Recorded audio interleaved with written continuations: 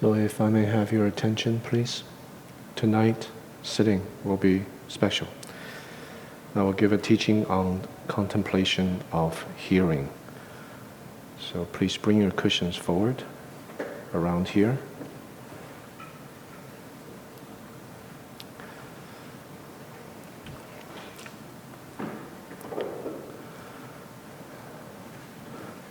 And the second part, we'll do the guided meditation.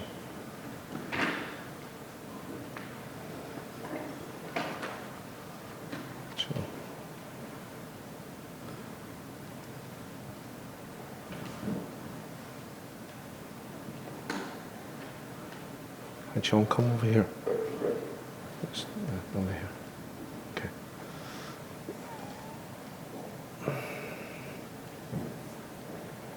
This one's for you.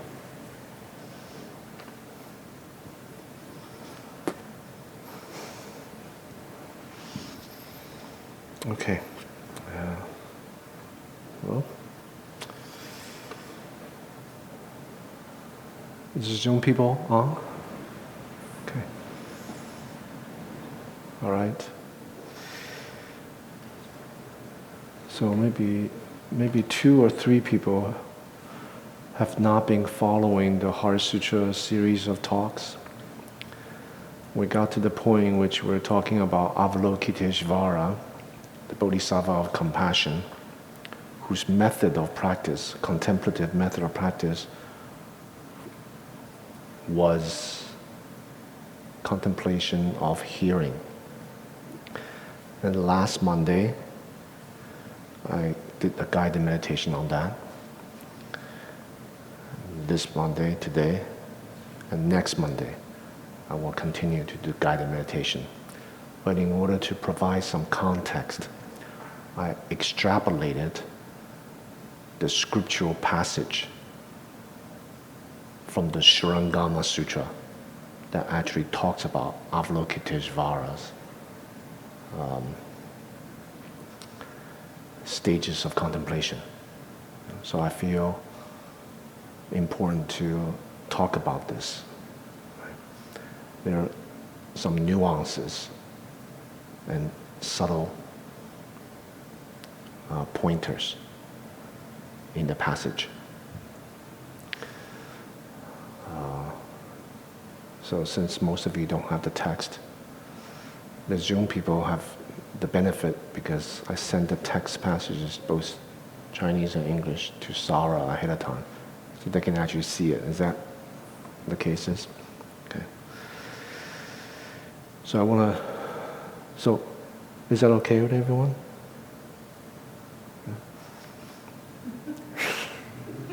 I just kind of hijacked a meditation session. This is a good method. How many of you were here last Monday to practice that? Okay. So, go ahead. I was waiting to get in. Oh. For an hour outside. Oh, I'm sorry. Oh, I'm sorry. Yeah. Next time, knock. Even though there's a sign says, session already begun, and come in during the break. If you're coming just a little bit late, knock on the door and one of the assistants will let you in quietly. Okay? Yeah. Okay.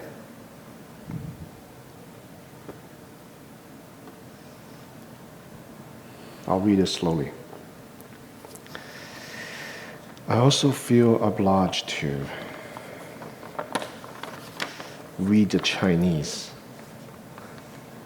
Only one person among you.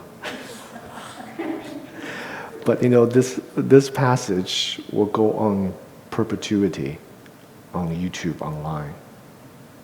And there's no one who's talking about this in the Chinese-speaking world in terms of embodied experiencing these passages in detail. What the signposts are. What is the actual contemplation? So I won't be talking bilingually, but this passage, those people who are bilingual, they can see the Chinese, they see the English, and they hear me explicating this text from the perspective of practice, I think it will be beneficial. Okay, so, and plus the Chinese is just beautiful. It's succinct, inclusive, and there's a lot of nuance and depth in that.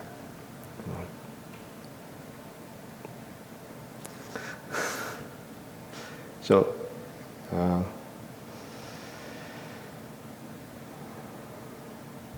so this particular context is the Buddha asked 25 different Bodhisattva practitioners to stand up in the assembly among during the teaching to explain how they reach awakening to the rest of the assembly. So this is Avalokiteshvara's turn.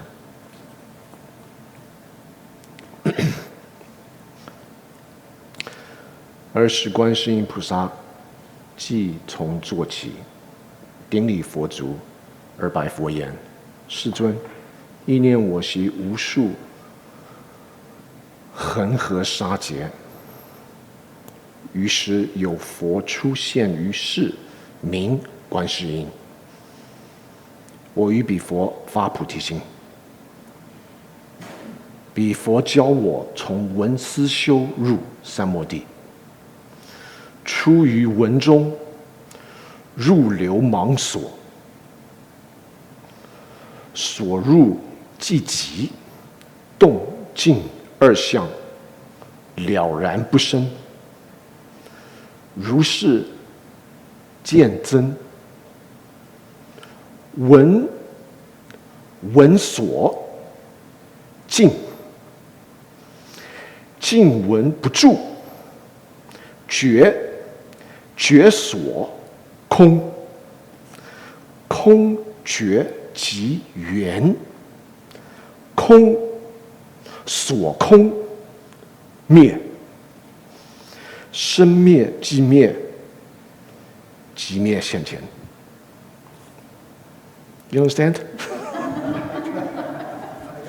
All right. Did you get the energy from that? All right. Let me read the English. This is my translation. There are two English translations of this text, and they don't bring out the nuance of the stages of practice because these are embodied experiences. So, here's my translation. Thereupon, Avalokiteshvara Bodhisattva arose from his seat, prostrated himself with his head at the feet of the Buddha, and declared, I still remember that long before a number of eons, countless as the sand grains in the Ganges River, a Buddha called Avalokiteshvara appeared in the world. Under him, I gave rise to the Bodhi mind.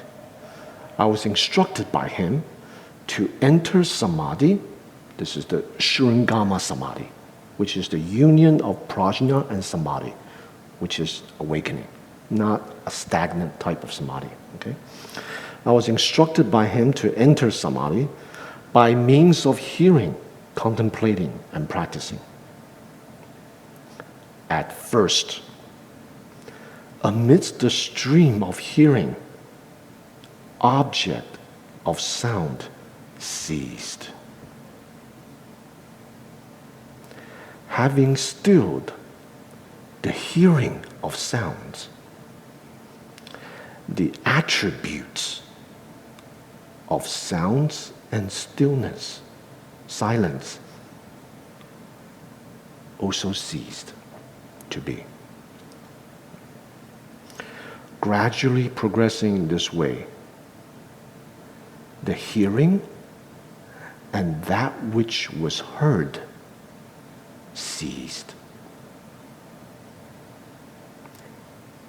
Even when this state in which everything had come to an end disappeared, I did not rest.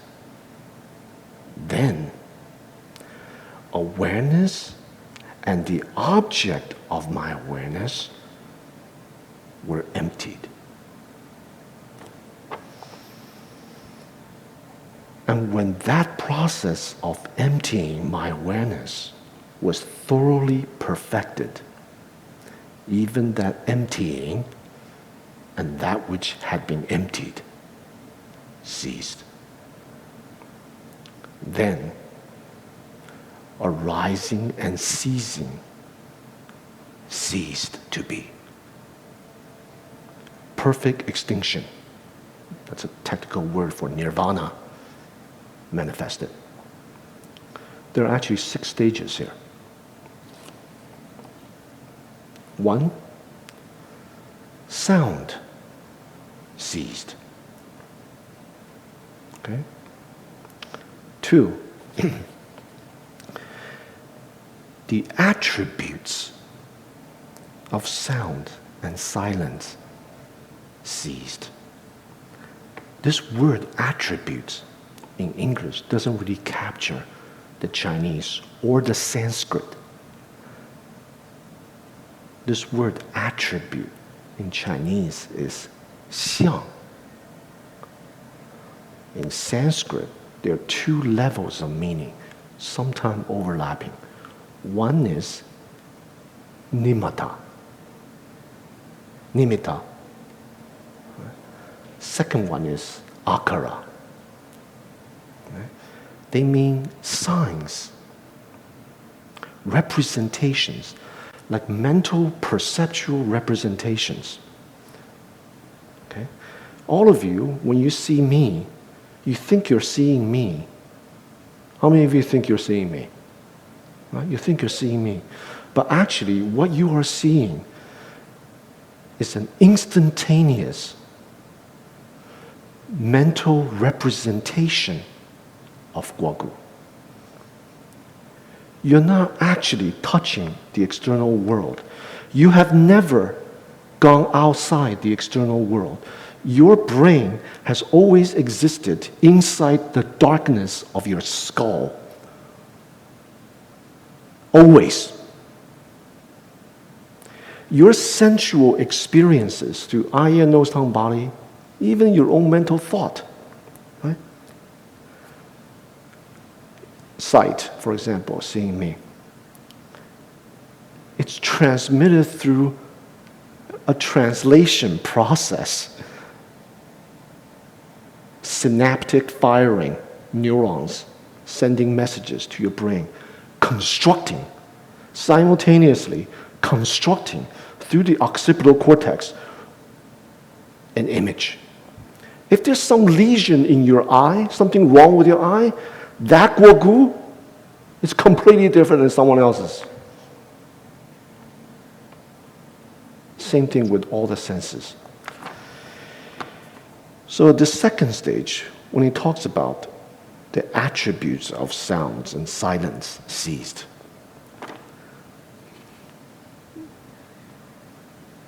that means there are no mental constructs. Right?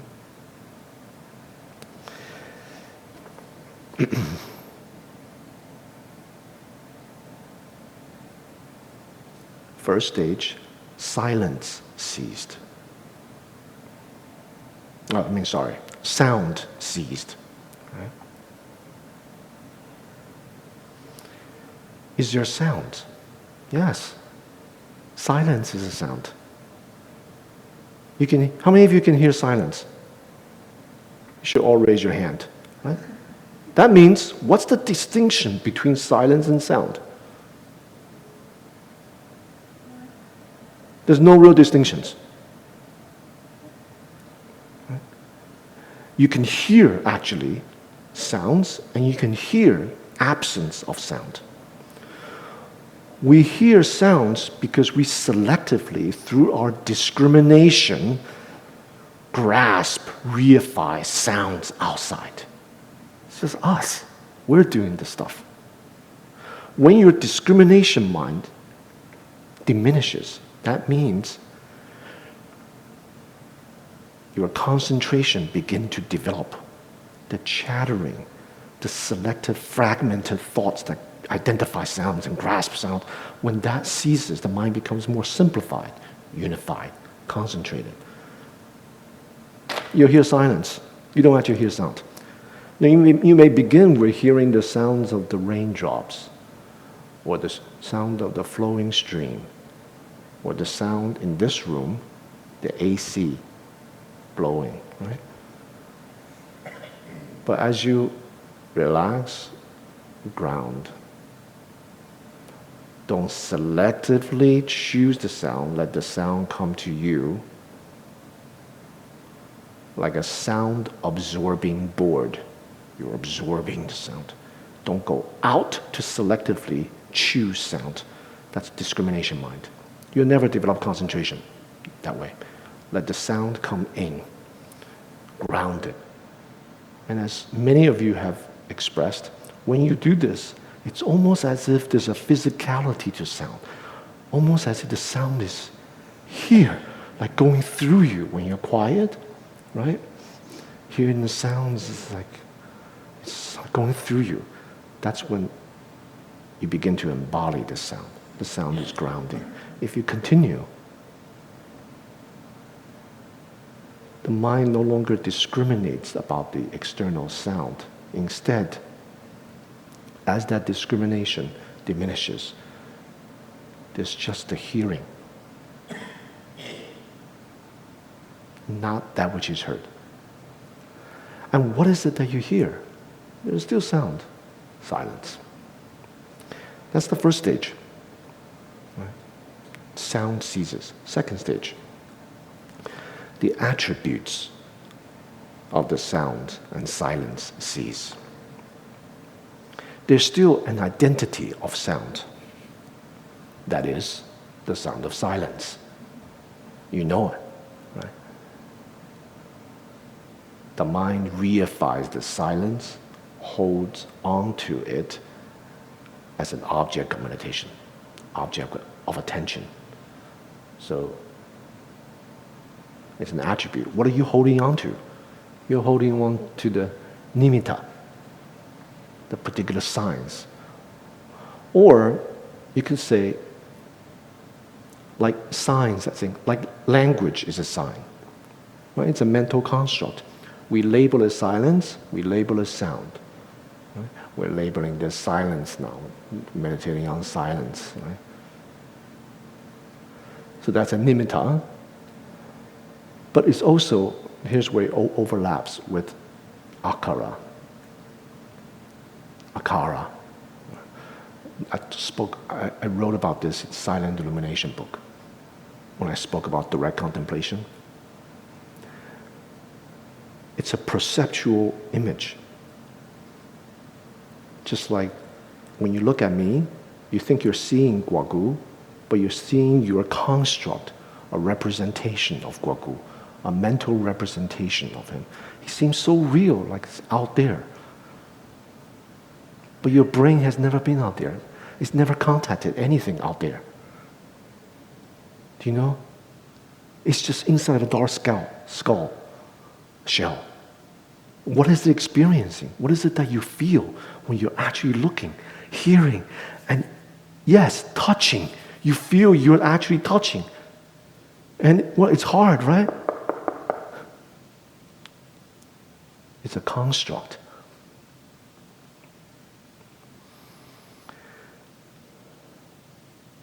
Signals, neural synaptic signals,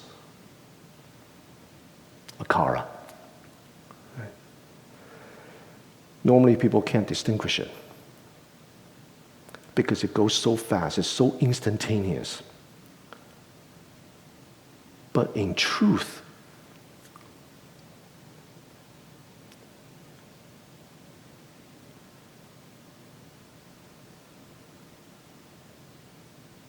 there is a gap between experiencing as it is, free from constructs, and then the subsequent instant moment. You think you're experiencing Guogu, you think you're experiencing silence. The second stage is when the attributes, the akara, ceased. What is left? Third stage, hearing and that which is heard ceased. That subtle distinction, the hearing process, an even more subtler state of the hearing and heard, a subtle discriminatory distinction. What is that? Awareness. That's why at the fourth stage it says awareness and the object of awareness cease. So awareness, you can think of it as this big umbrella under which different type of awareness falls. Right? Awareness of sound, what we're talking about, like hearing, awareness of sight, seeing, awareness of touching. It's all awareness. Right? So as the third stage, hearing and heard ceased, what's left is awareness and the object of awareness cease. That even more subtler level of discrimination. Okay. Discrimination function because of selfing, self-referentiality, and othering. Very, very subtle.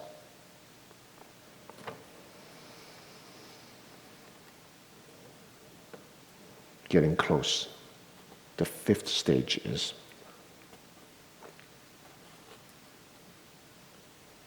well, what happens when awareness and that which is aware becomes absent?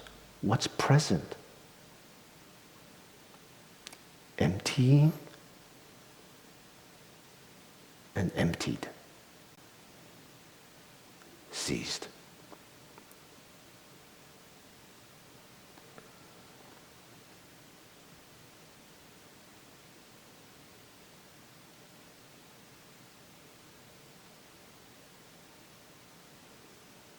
Letting go of this letting go.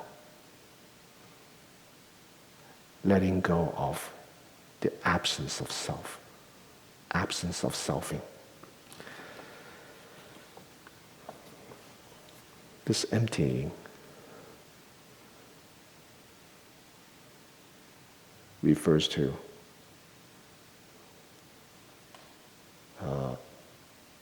a shallower kind of awakening in which self vanishes. But the subtle grasping, taking that as an object, that exists.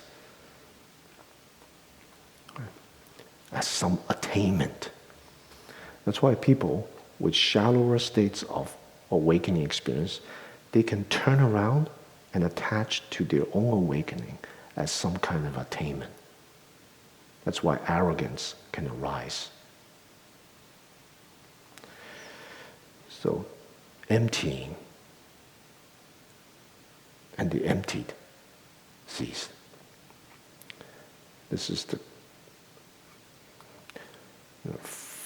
from the Mahayana perspective. This would be a state going beyond.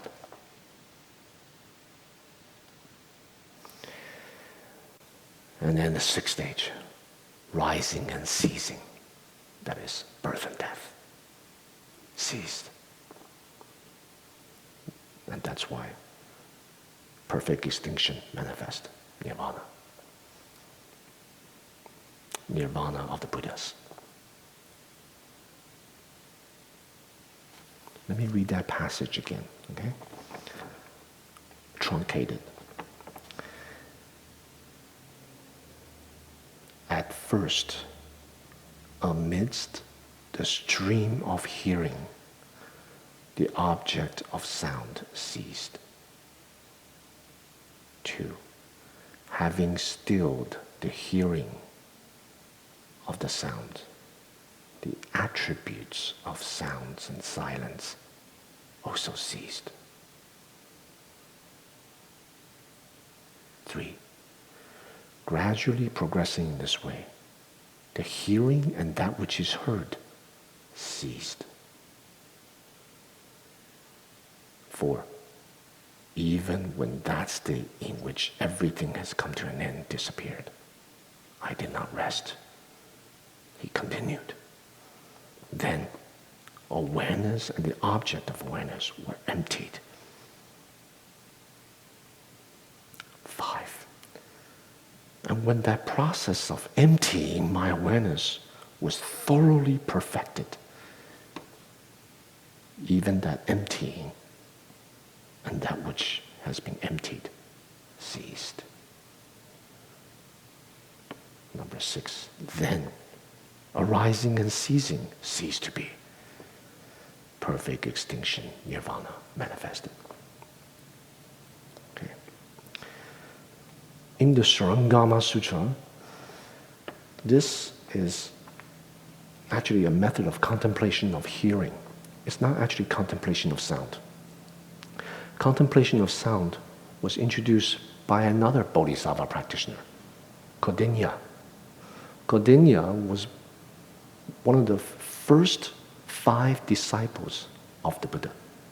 He was the first among the 5 to reach awakening. His method was actually contemplation of sound. This method, a lot of people confuse. Oh, Avalokiteshvara, contemplation of sound, hearing all the sounds, the cries of the world, compassion of those. Yeah, she began that way, and then the sound disappeared. Right? That's actually the beginning stage, the first stage when the object of sound ceased to be. That's the beginning of Avalokiteshvara's practice. Okay, so that's what we're going to practice in a moment. So practically speaking, why am I talking about this? One, it's being recorded. You can revisit it. You need to have a signpost of what needs to be done, because the profundity of this practice is inconceivable. So you don't take small attainment as making a big deal into some kind of grand realization. So Avalokiteshvara provide signposts to us. Right? So when we think we have attained some kind of oneness state, sound ceases. I'm just one with silence. That's the first stage. you know? Or you feel like, well, it's just sound and silence. What's the difference? So when the mind stops creating attributes between sound and silence, it's just hearing. That embodied experiencing. You think that's a big deal? No, it's only the third stage. You know? And for most people, even that stage, when the attributes ceases to be, there's still subtle attributes actually. You know? I want to talk about these attributes a little more. Most of us experience the world through a lens of words and language. Words and language. We filter everything through words and language. We are, after all, linguistic beings. Right? Very subtly, even if it's unformed thought of a word, there's very subtle language operating. That's a sign, nimitta. So you're not actually experiencing others. You're actually experiencing your own prejudice. You know what I mean by unformed sign? Have you seen someone walking down the street? You're not aware of. You're like, oh, here's an idiot. You know, but you see him spontaneously, like, you've done that, right? There's no obvious words. It's unformed language. But so much judgments are there already. So much judgments are there. What kind of judgment? Linguistic judgments. You're compartmentalizing, you're judging that perceptual process. You're bringing the past memory, flooding the present experience. And that's how you're able to compartmentalize your experience, judge them. There's a friend, there's a foe, it's good, it's bad, it's ugly, pretty, tall, short, skinny, fat. You know, all kinds of stuff. You don't even have to talk about it. It's not obvious. So that nimitta is continual signs. So we experience the world through signs, or xiang in Chinese.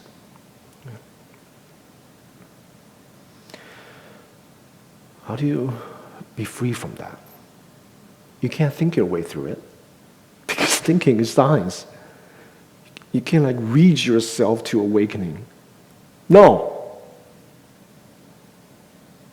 It's just more words, more signs. So you're going to have to go beyond these habitual, deep-seated constructs. How do you do that? Work with thoughts. You have to, because signs are habitual, and they exist on the superficial layer of our minds. Right? They're fragmented. Their feature is fragmentation, scatteredness, linking the past to future to present, continually movement. Right? So how do you deal with scattered thoughts? You have a method, right? Once you stay with a method, learn to stay with a method, and you really love your method, you have to love your method. Right? Relax, ground, embodying the method. Right? Your feeling tone, content, staying with the method. Right? Because our habitual tendency is we love everything else except the method. Right? Everything else like ice cream, chocolate, method, oh, it's just counting the breath. You know, who wants that? You have to make the ice cream, the chocolate, like your method. You don't care who the hell is sitting next to you. You don't care if the sky falls down. That's the type of absorption. Love your method. Once you kickstart your meditation with contentment and great interest in your method of practice, bringing your attention to the method, then you don't need that kind of luring anymore, because that itself is a nimitta, right? You can shed that. Then the mind is just stay with the method. It becomes more refined. Passing from scattered thoughts to concentrated thoughts. In other words, nimitta diminishes. The linguistic nimitta. Does that make sense? Your mind, because it's not scattered anymore, it starts producing these. Right? So it's just embodying this method. Right? So, in that state, there's still an akara, A-K-A-R-A, akara, this perceptual image. It happens really, really fast, instant by instant by instant, moment to moment to moment. We're producing as we stay moment to moment to moment on the method. So at this point, it's very important to stay with the freshness of this instant. Because in that freshness, this quality of freshness, akara is low. Or possibly, for some practitioners, hasn't arisen yet. So the good news is, all of you are instant by instant actually experiencing the state free from these perceptual images. Right now, all through your life you have been experiencing it. Except we've mistaken the next moment of thought, which is the aghra, to be actually what it is. Does that make sense? Do you know what I'm talking about? Like, in that instantaneous, that moment, you're experiencing things as they are. But the next moment, oh, he clapped. He snapped the finger. Oh, I like that analogy. Blah, blah, blah, blah, blah, blah, blah. All of you already freed. But we mistaken our construct to be that freedom. So through sight, sound, smell, taste, touch, thought, moment to moment, you're already free. Experiencing things as they are, in this very moment, in its freshness. But we grasp onto the next moment after the freshness. Or we take freshness as an object. Guogu says freshness, freshness, fresh, so fresh, so fresh, fresh. And then it's like freshness becomes a thing. It's that which precedes that. Right? That will be the third stage, when the attributes vanishes. So you're just in the freshness, experiencing. Okay? Some of these later states are hard. Right? When that freshness continues, you're just in the moment to moment to moment freshness of hearing. When that continues, the next stage is the hard transition. Hearing and heard ceased. The hearing is self. What is that?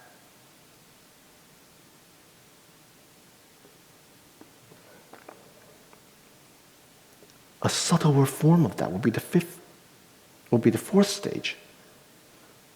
Awareness, an object of awareness. Right? Hearing is the kind of awareness. First, hearing and that which is heard cease. No distinctions. That's a kind of unified state. Unification state. Okay.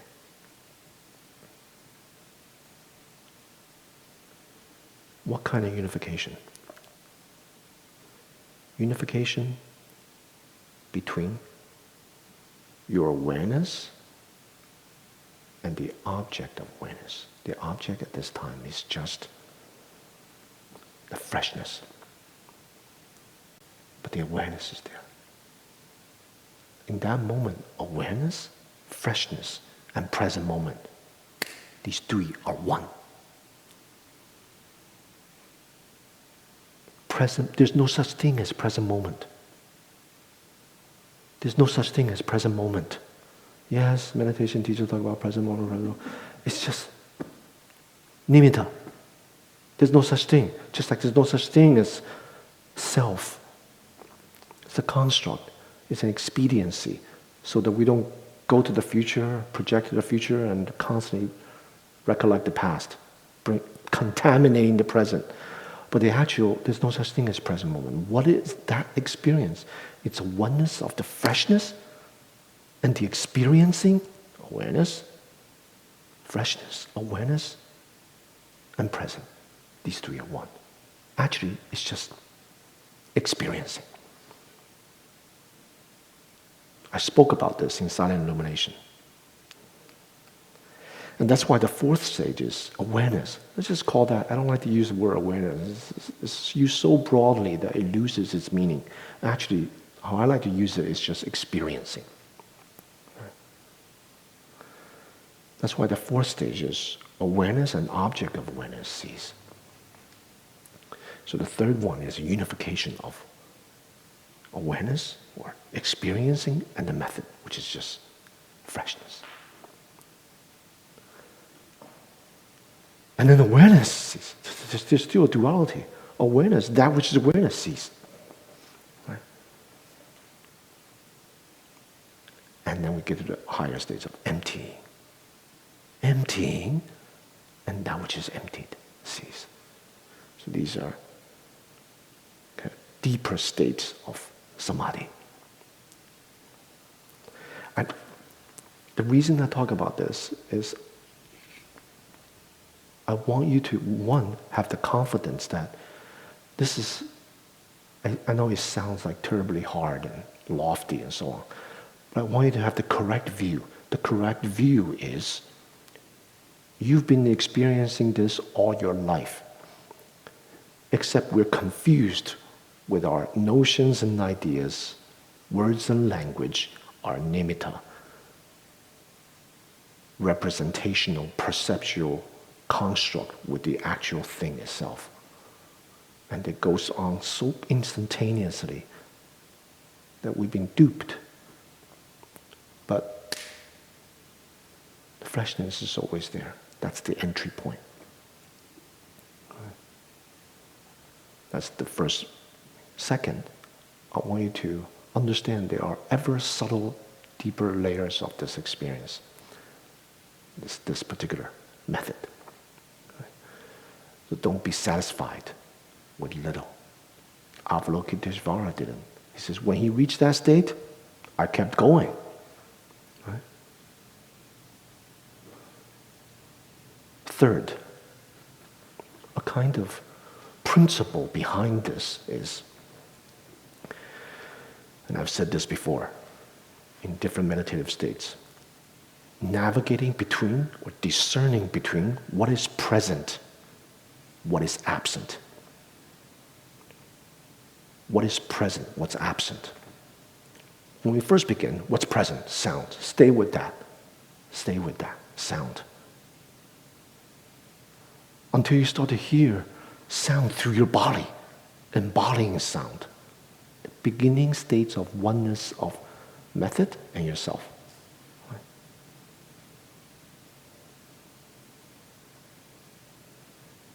Once you experience this, what is present?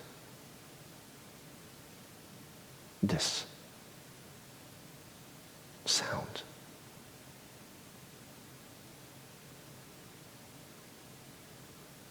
What is beyond? What is beyond that sound? Once your mind, discrimination mind, ceases to be, the sound will become silent. You'll naturally steer towards hearing as opposed to the sound that's heard. Does that make sense? That's the junction between the sound is absent now. You see? Sound is absent. Well, what's present? Hearing.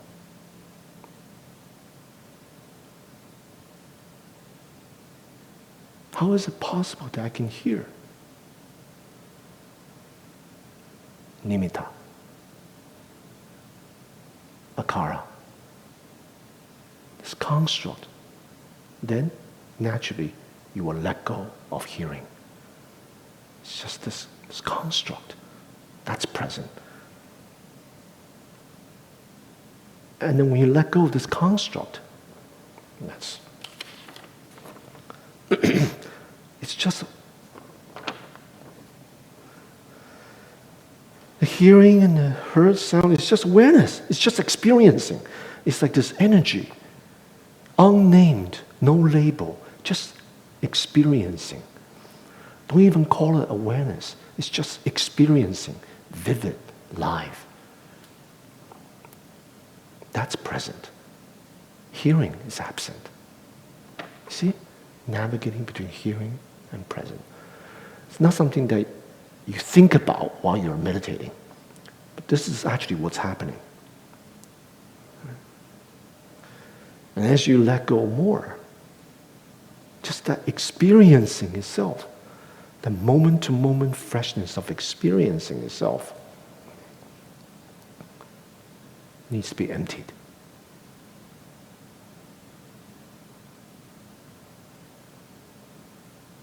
emptied and that which is emptied. Both let go, absent.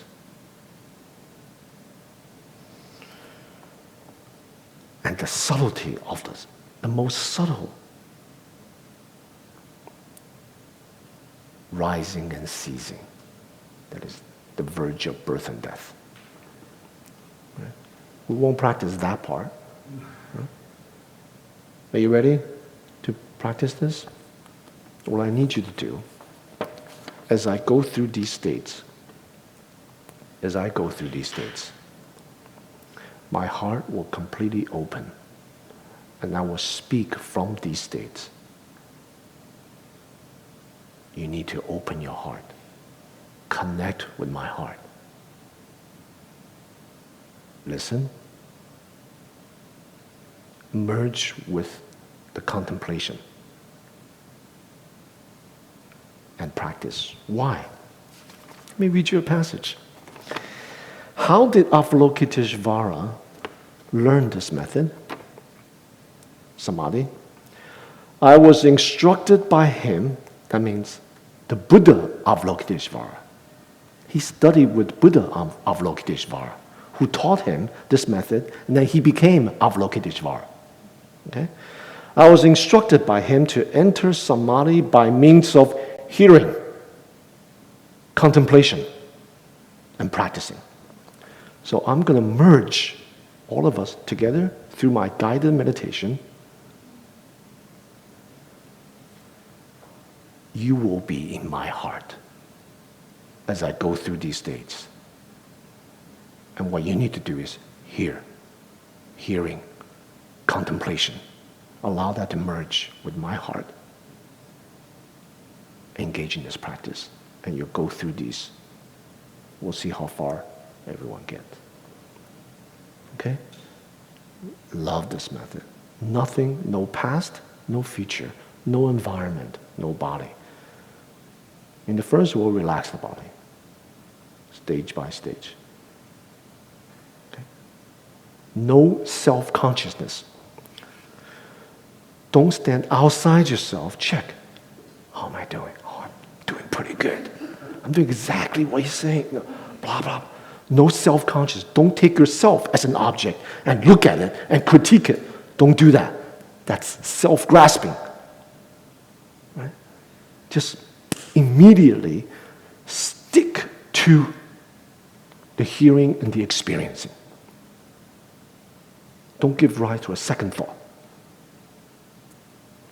Right? It's like being slapped. Right? You can't be slapped if you're glued to my palm. It's like, I can't slap you, right? So you have to kind of glue to the words, hearing, contemplating the hearing. So that would be a kind of approximation of this. In time, you'll be able to do this by yourself. Okay, any questions? All right. Trust. Open. Just allow it. Allow it to happen. Yes? I think I already know the answer to this, but can I do a meditation chant for this instead of sitting? Yes? I'm going to focus more because I'm not that listening. Okay, I just got meditation. that's fine. Just make yourself comfortable. The question was, Zoom people weren't able to hear. In poses other than sitting, a child pose, or you can lie down if you want. But the problem with that is, there is a small caveat, and that is, there's a physiological component to meditative states, especially in the beginning. And sometimes the body overrides the mind, hijacks the mind, the bodily faculty. So if the body is lying down, for example, the habitual energy of lying down, association with sleep, that will overpower the strength of your concentration. Does that make sense? Sometimes that happens. But you'll see, if you sense the slightest trace of drowsiness, gently sit up. Gently sit up and make yourself comfortable. What is the body hijacks? In the sitting posture like this, you're using the least amount of bodily surface, allowing the bodily weight to be able to sink down into earth. If you're lying down, 50% of bodily surface is used. So the body element, the earth element, becomes quite dominating, as opposed to the sense faculty of hearing. Do you know what I'm saying? The sense faculties. And the way that we're neurologically wired is such that when we use one sense faculty predominantly, the other sense faculty's ability to work actually subsides, weakens. Like when we're hearing sound, we're not smelling anything. We're not seeing anything, right? Because the hearing faculty is at work. When we're walking in a park, walking, the tactile sensation, paying attention to our walk, then other sense faculties actually subside. This is the way that scientists even tell us that the way that we're neurologically wired. Now, if your bodily component element is predominant, that is, your whole body is lying down, unless you're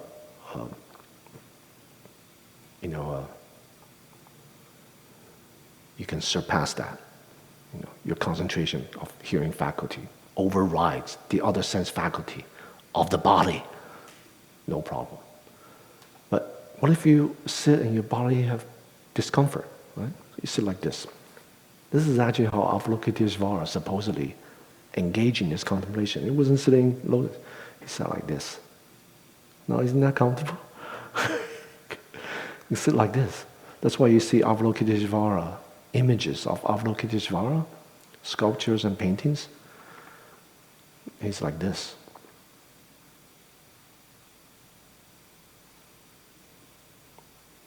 So this pose in our tradition is called the Guanyin pose. You can sit like this. Okay? So don't let any other sense faculties hijack this moment. If your leg pain, uncomfortable, whatever, slowly move the posture down, assume another posture.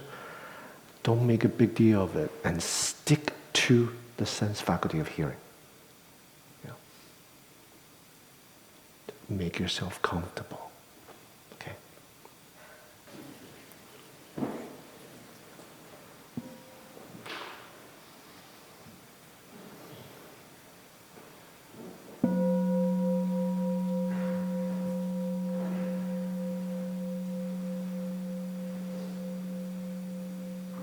Hearing the sounds, relax into your body.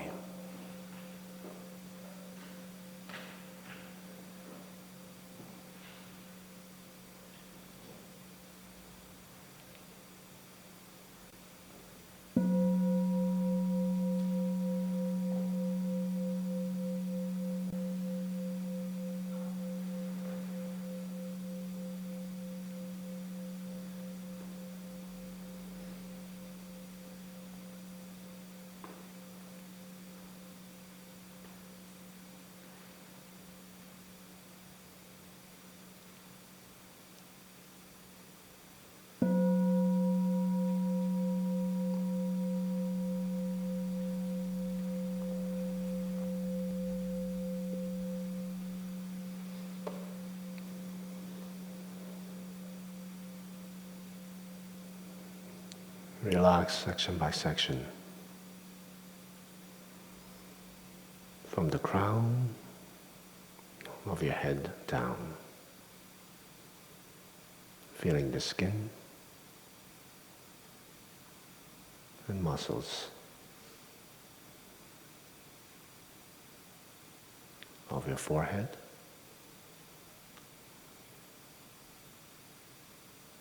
And then to the space between the eyebrows.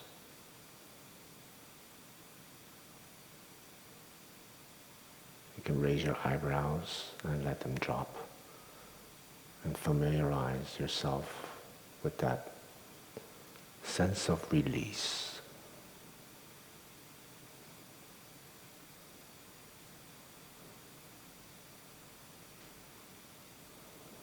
Extend that release to your eyelids, eyeballs.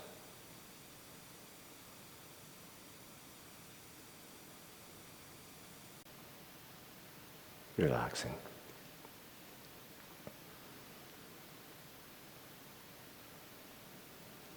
Planes of your cheeks. Relaxing.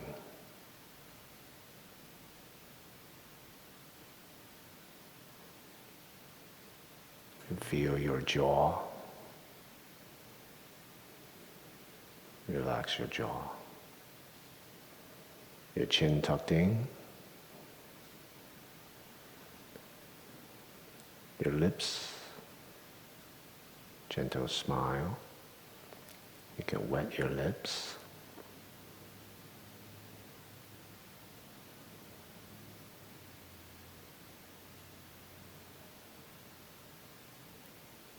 And from the crown, flow down to the temples,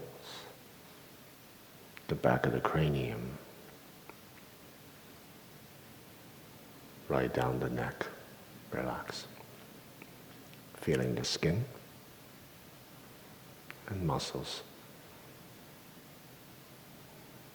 even the tendons.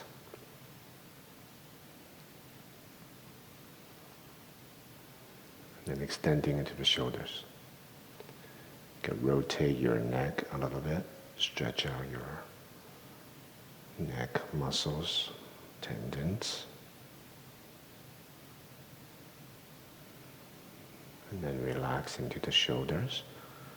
You can raise your shoulders up, hold, exhale, and let them drop. Or just wiggle your shoulders a bit. Feeling the sense of release. Shoulders relaxed.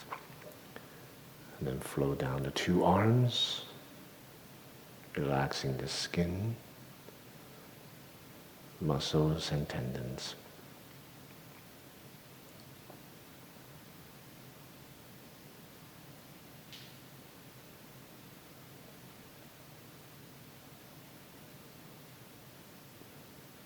Feel your fingertips.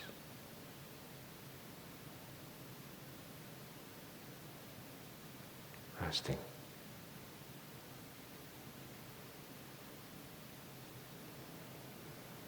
Now feel your chest. See if you can feel the subtle rise and fall of the chest following the rhythm of your breath.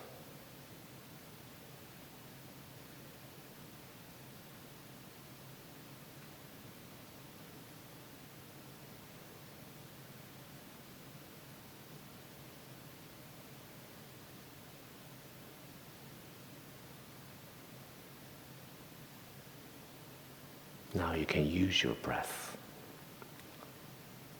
Exhale, relax, down. Allow the bodily weight to sink down into earth.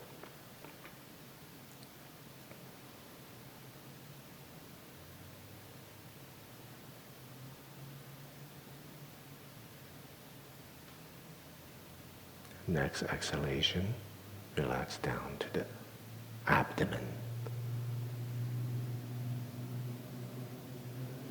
See if you can feel the subtle movements following the rhythm of your breath.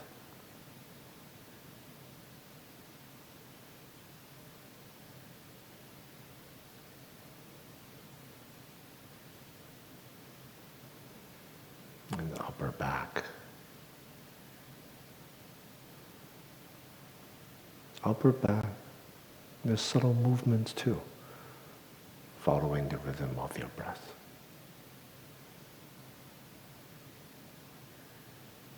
Feeling the skin, muscles, and tendons.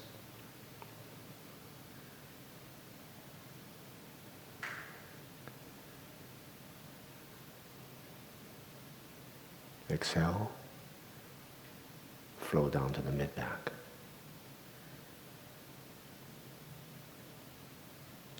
See if there's tension over there. And then relax. And then down to the lower back, down to the buttocks.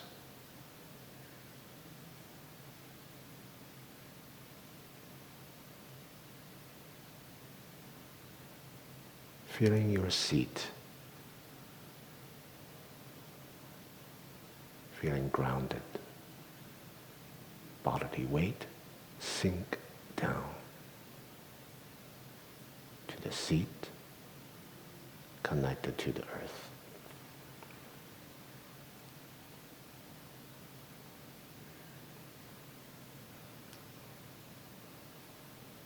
Hands in the meditation posture. Feeling your thumbs touching. One palm on top of the other, resting on your lap. And relaxing your legs.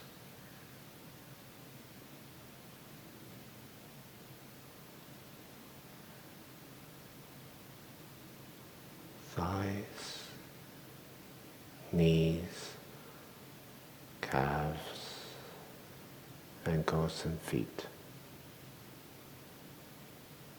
and the earth beneath.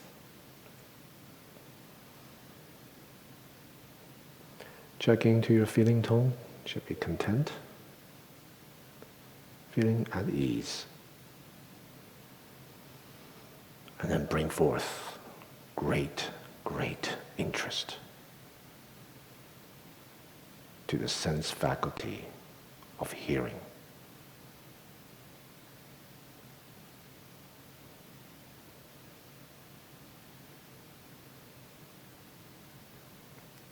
Stay with the constant sound.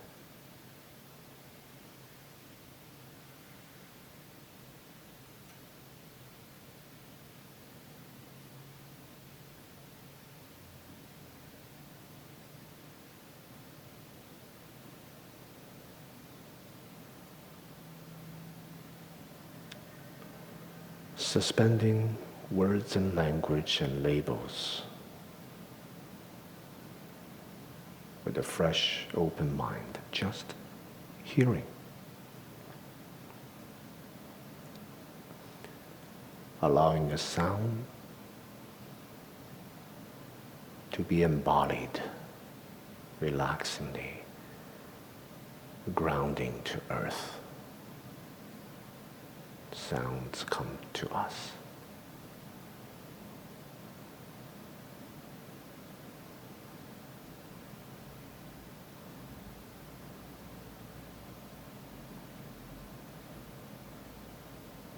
Embody the sounds.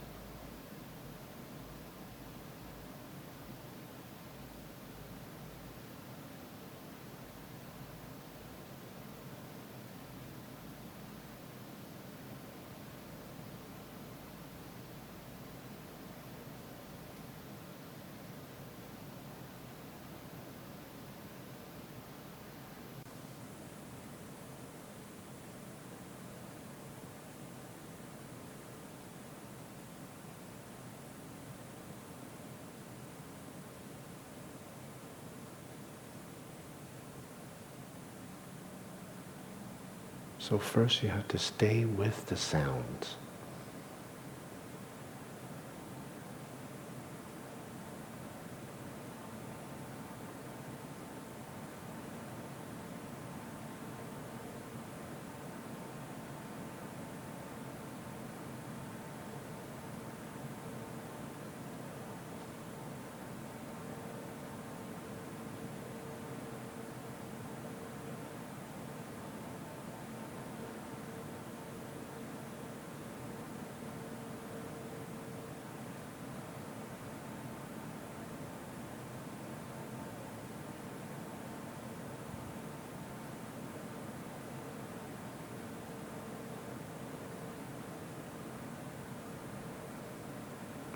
And then the hearing itself. embodied.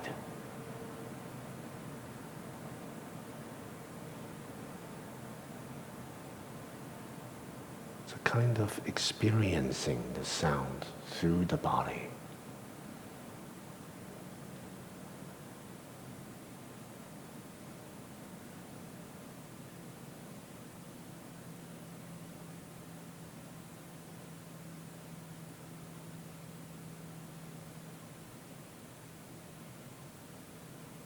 Your body motionless, don't move.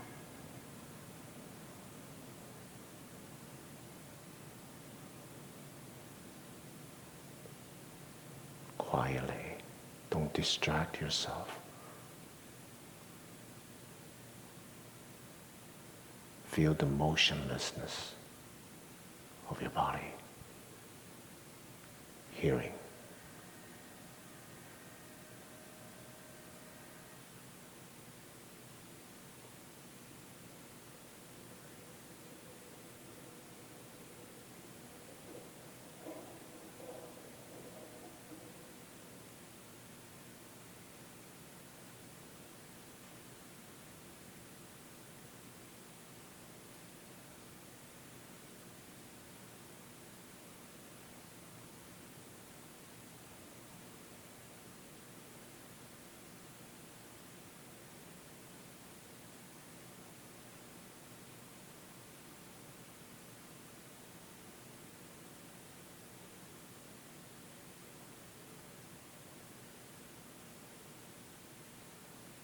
And listen to the silence.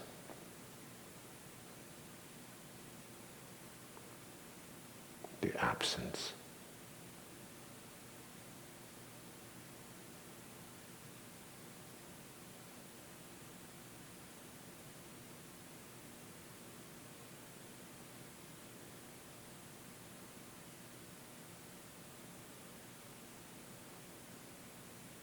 Stay with the freshness.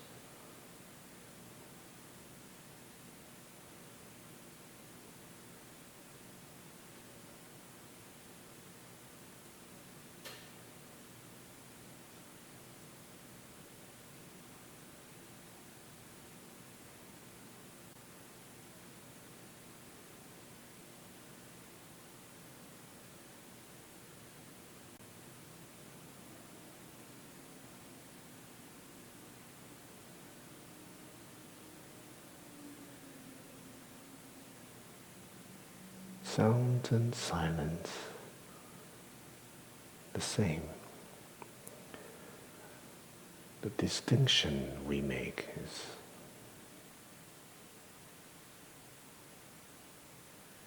irrelevant. Hearing continues, irrespective of sounds or silence.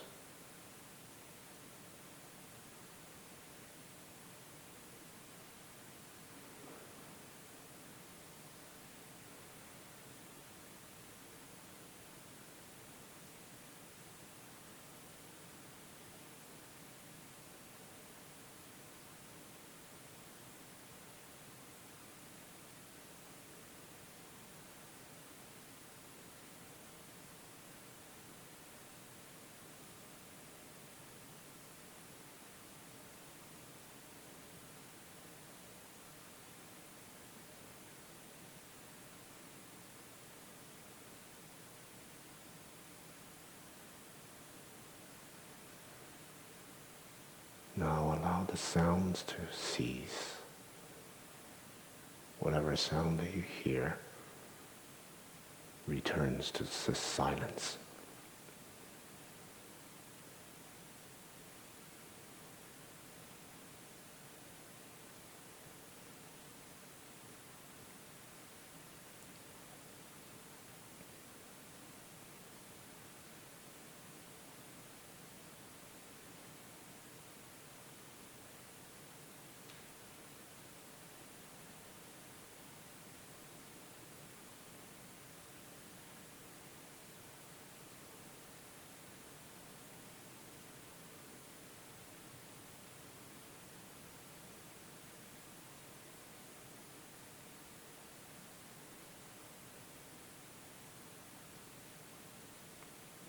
just a stillness,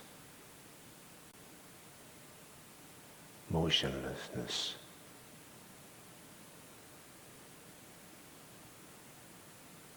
Absence.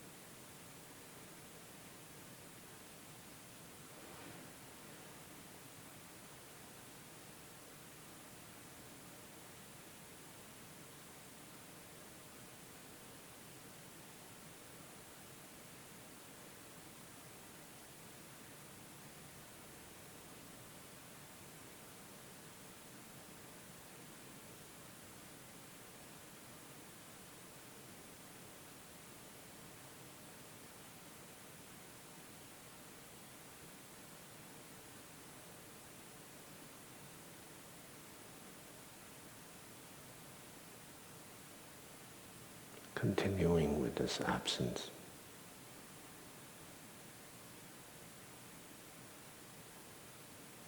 Let go of the attributes of absence.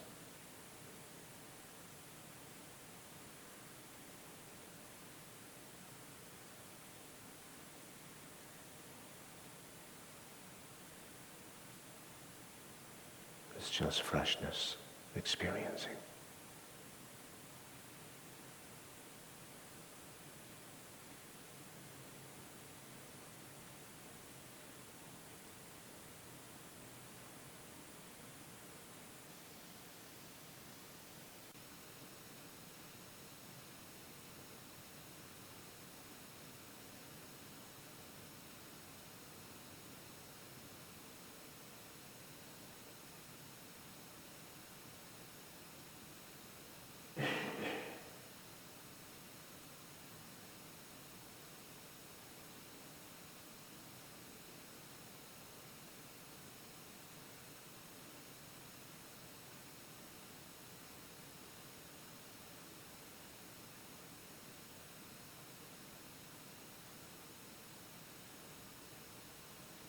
Staying with this experiencing.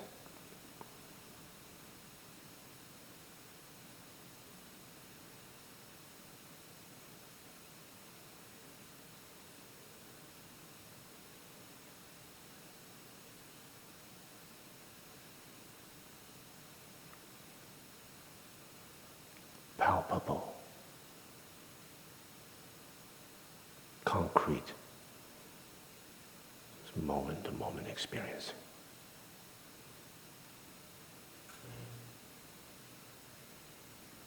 Not the sound, not the silence, not the distinctions. Experiencing.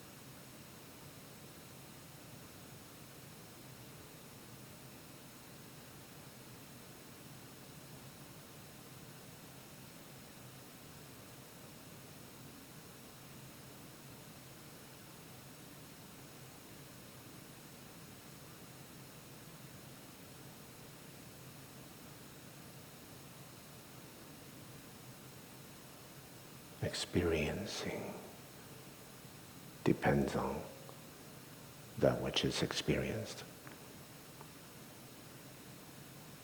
Depends on a subtle sense faculty.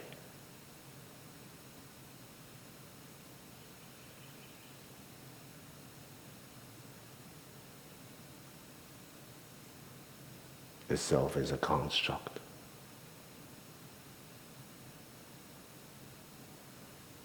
sense faculty,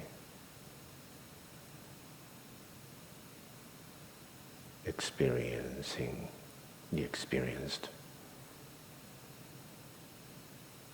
and the experiencing.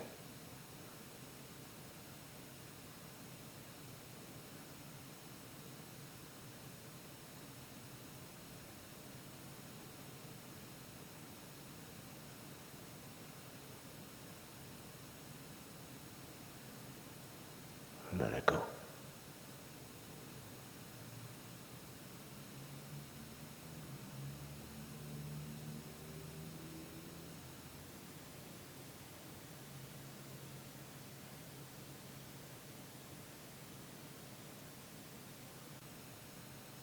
Empty.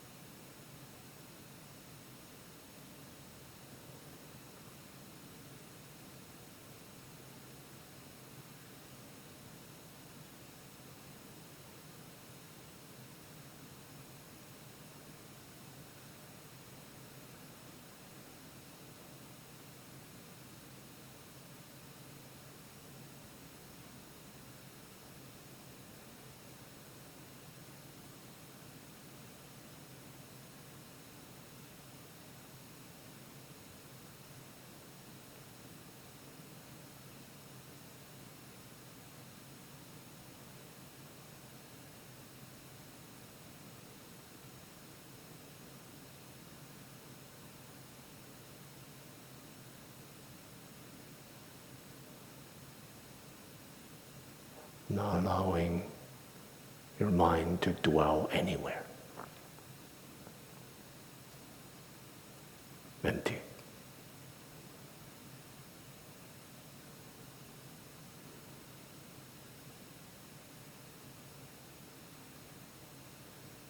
As soon as it latches, attaches, resting on something, let it go.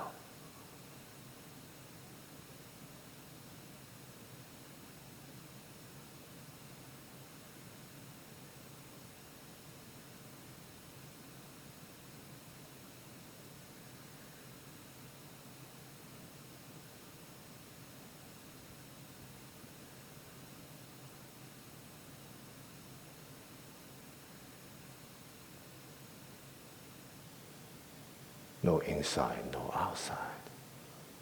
No past, no future. No present. No sign. Sounds or silence.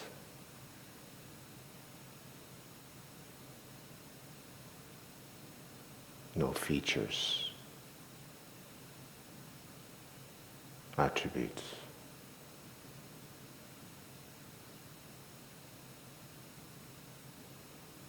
The tendency of wanting to experiencing that too. Let it drop.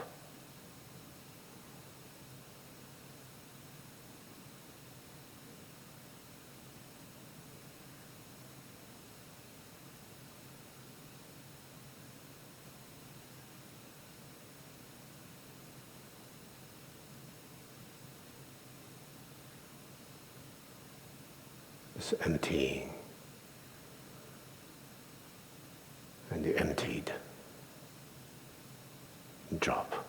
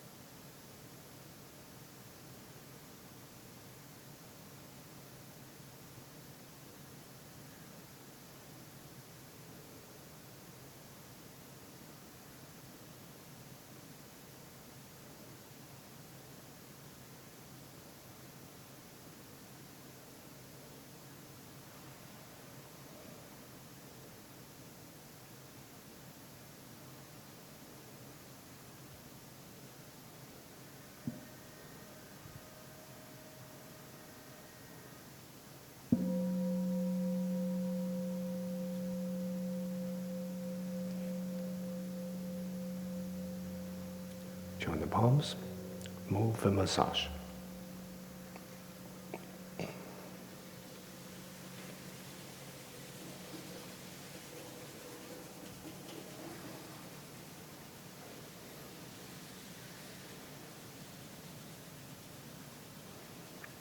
Slowly come out of meditation.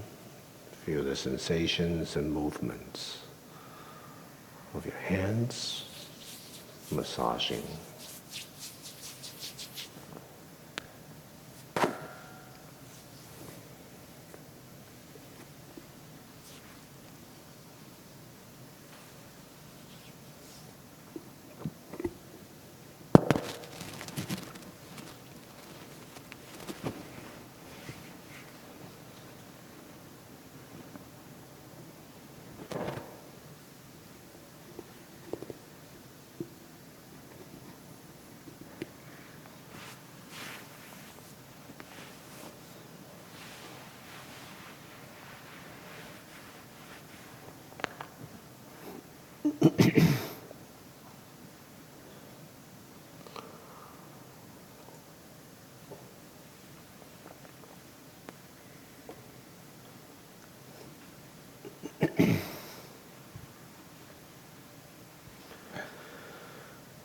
Okay, when you're ready, you can turn around, stay where you are.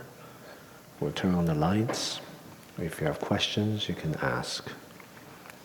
If you have comments, something to share, you can also raise your hand.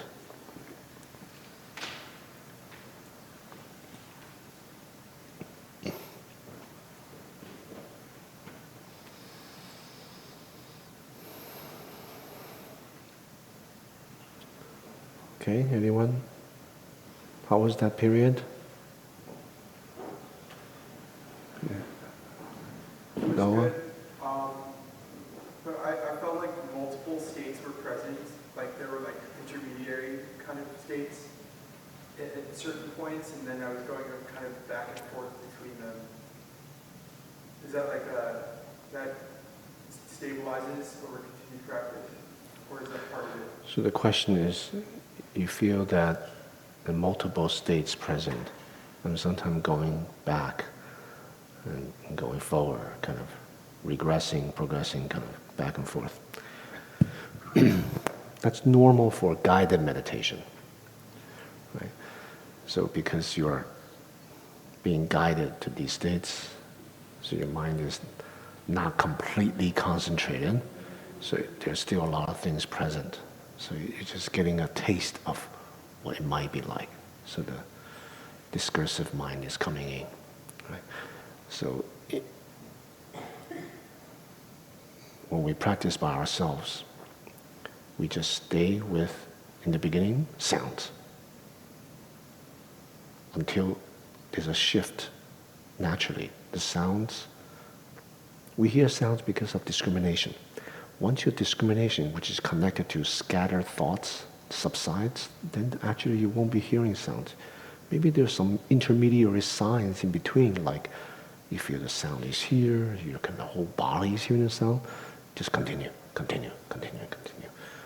And then the sound will just cease, become silent. That's when the contemplation of hearing method begins. Right? Staying with silence, staying with silence, staying with silence. Right? The silence and sound start to be indistinguishable.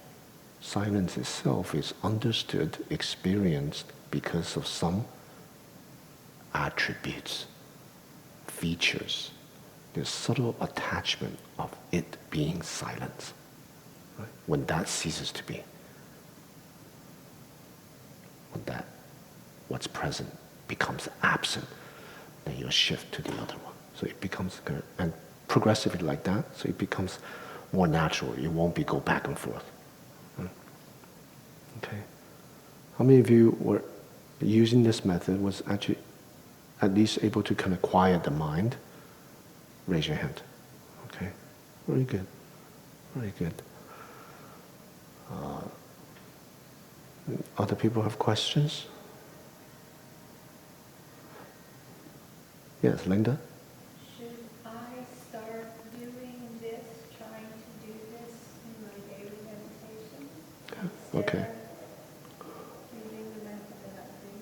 Yeah, should one use this method instead of the method that we usually use in meditation?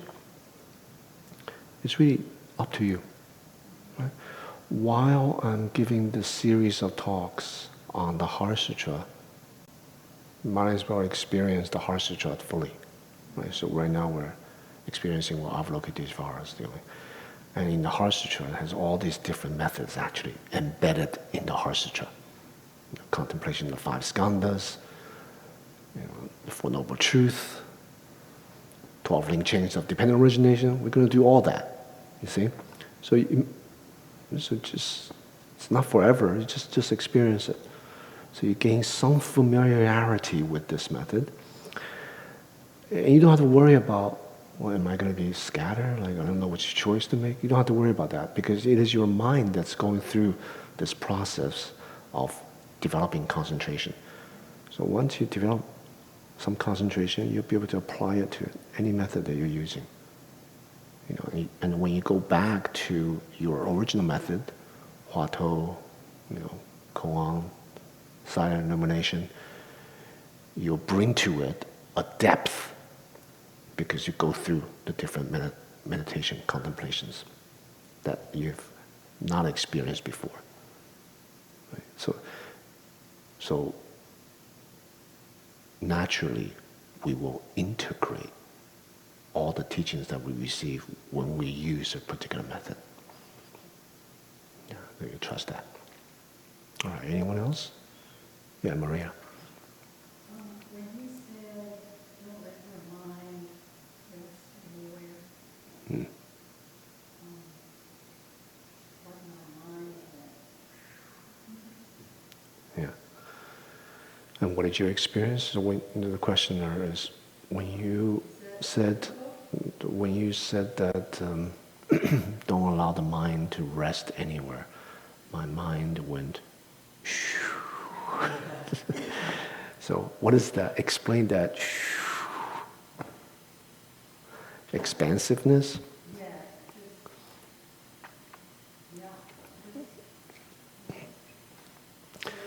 So did your mind start to grasp that or identify that expansiveness that is resting?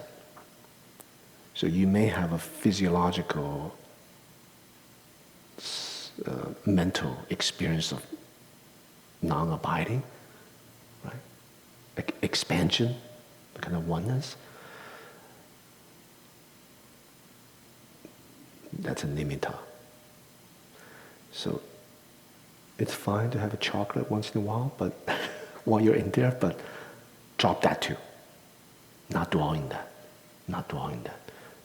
So at that time, your mind should have the sensitivity, a kind of directionality you can almost sense of directing the mind to this new state. Once you discover that, drop it. You know how when you hear sound, you can sense a directionality. Even though there's no wandering thoughts, sounds, oh, it's coming from there. It's coming from here. The mind is grasping, right?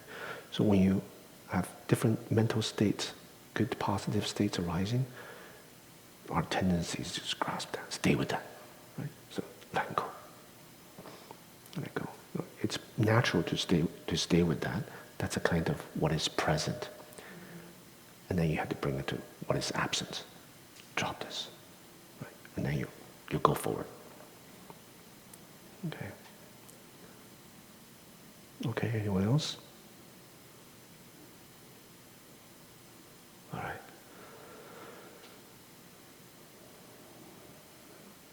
All this is connected to the next line in the Heart Sutra, which is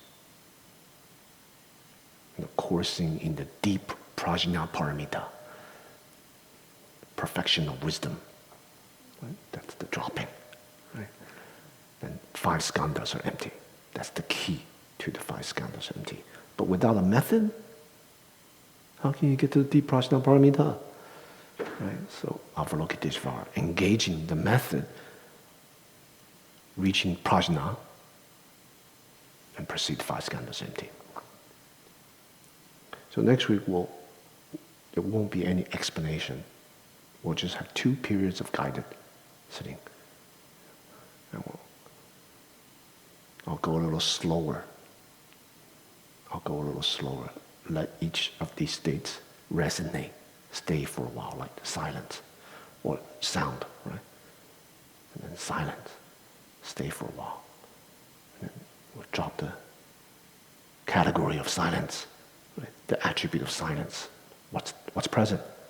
Awareness, experiencing. So we'll kind of go a little slower so there won't be kind of back and forth, what's going on. I won't talk as much also.